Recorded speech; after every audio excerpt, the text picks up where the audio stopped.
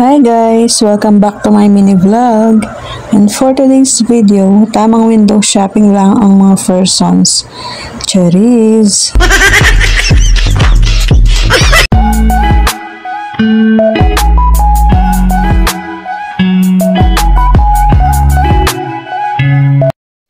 At ayan nga, tulog na tulog pa nga yung aking mga kasama at habang tulog pa nga sila ay inihanda ko na nga yung aming mga susuotin. Fast forward na nga tayo, ayan, nakaligo at nakapag-base na nga kami at tamang hintay na lang tayo kay Mr. Kaya naman itong dalawa, ayan, for the higa ang mga person. At eto na nga, for the lakad na nga kami papunta ng Saka, ayan.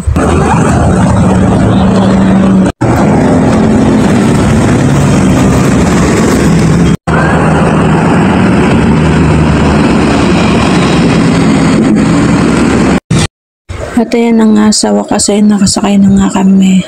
Akala ko aabutin na nga kami ng bukas bago makasakay.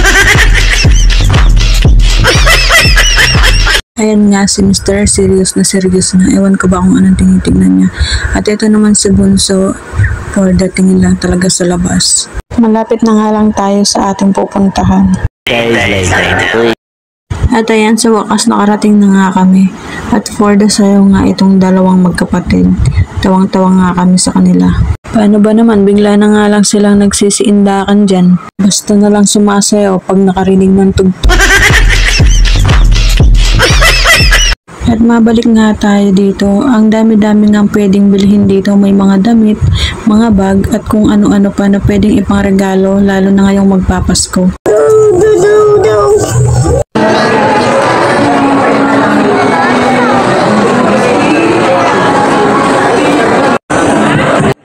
At dahil nga mag-aalas 12 na nga ng tanghali ng mga oras na yan, kaya naman for the gutom na nga mga person.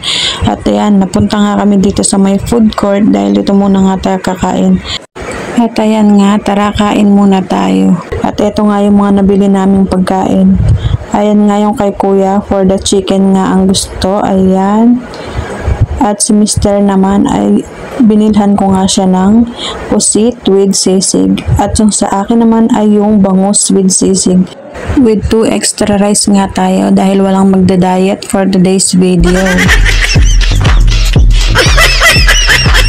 At ayan, fast forward tayo. Tapos na nga kaming kumain at for the gala na tayo.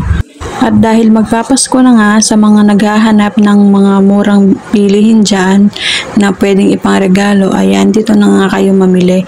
Marami nga dito mapagpipilian. May mga sapatos, bag, mga damit, mga pagkain, at kung ano-ano pa na pwedeng ipangregalo. Meron din mga laruang pangbata na swak sa mga budget nyo at abot kaya ng bulsa.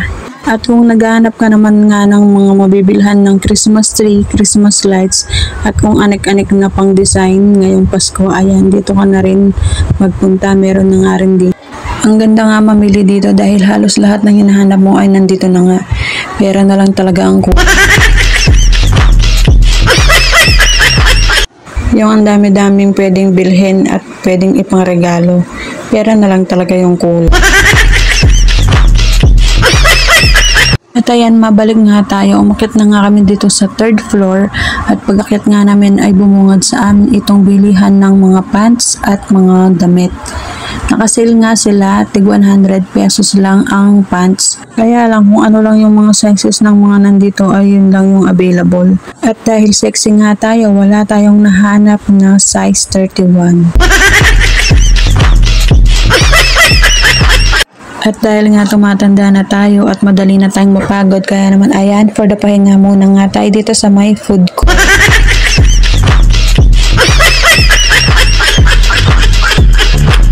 At after nga namin makapagpahinga sa food court ay naglibot-libot pa nga kami. Kaso nga lang hindi na nga ako nakapag-video dahil nga yung dalawa kong anak ay napakalikot. Hindi ko nga maalis yung aking mata sa kanila dahil nga natatakot ako at baka hindi ko nga mapansin kung saan-saan na nga sila mapunta. Yan nga yung isa sa problema nating mga nanay. Kapag gusto nga nating mamili ay hindi tayo makapamili ng maayos. Lalo na pag may mga anak tayong kasama.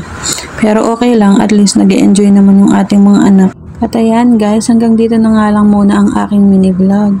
See you on my next mini vlog. Thank you for watching. Bye guys! God bless you all.